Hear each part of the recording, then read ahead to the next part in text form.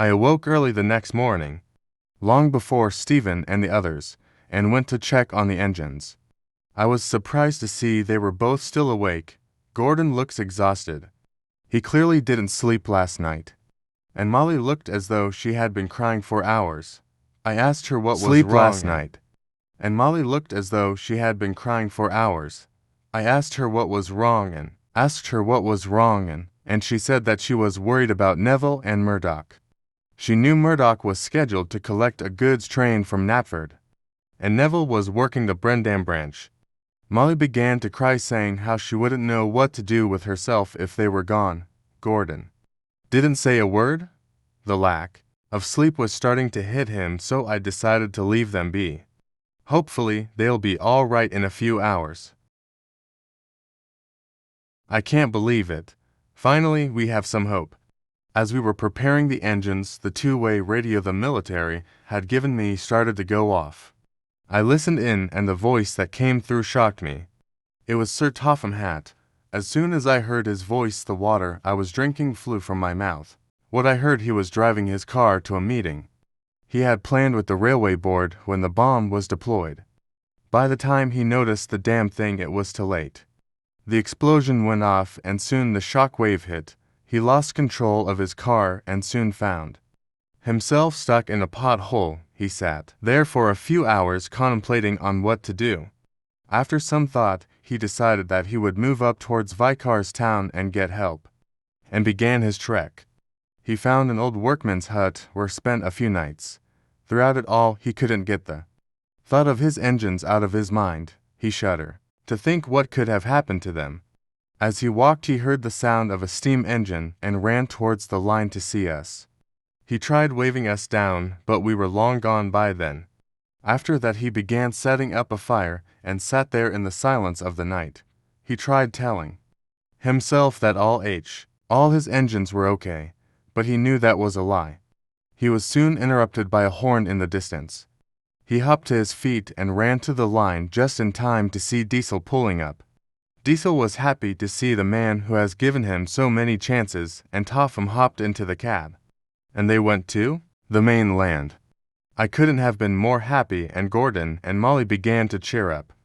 However, once Topham asked if we had found any other engines, our faces began to grow glum. I was forced to tell him about Donald, Spencer, Emily, Duncan, and Rusty. He didn't take the news well. I thought I heard the sound of the Duke and Duchess of Boxford crying in the background. However, I'm not too sure. We've finally begun making our way down the line again and got its quiet way to quiet. Our plan is to check out Kronk, then make our way to the iron works. Hopefully Diesel 10 and the Iron Twins are in a good mood. We just pulled into Kronk, and so far nothing yet. The station is deserted, just and unsurprisingly had been raided. As we searched the yard, we were glad to have found a shaken-up Percy. Along with his crew, he was glad to have been found, saying how he saw Diesel come through and didn't bother checking the yard. He also mentioned Donald, but quickly froze up soon after. We decided to just let him be, as he'd clearly been through a lot. As the soldiers were beginning to set up camp, we decided to go check out the ironworks to see if anyone could be up there. Percy didn't want to go, so it looks like it'll be Gordon and Molly. Hopefully Diesel 10, if he's still alive, isn't in a pinchy mood. We went down the old Peel Goddard line till we arrived at the station, or what was the station. The entire thing had collapsed. Honestly, not surprised the old station went down to the shockwave. We looked through the rubble to find old Bailey's lifeless corpse. We didn't stay long after that, as we want to get out of this old line as fast as possible. We pulled into the ironworks and, just as we thought, was completely silent. Nothing but the rotting corpses of workmen everywhere. We also found the remains of Ari and Bert, who had both been tossed to the side of line and were heavily mutilated. Molly didn't want to enter the smelting shed, so we uncoupled from her and went in with Gordon. Surprisingly, there wasn't much to be found, and just as we were backing out, we heard the sound of Molly screaming. We raced back to find Diesel 10 sitting next to her. His claw was covered in blood and oil, and it was ready to strike.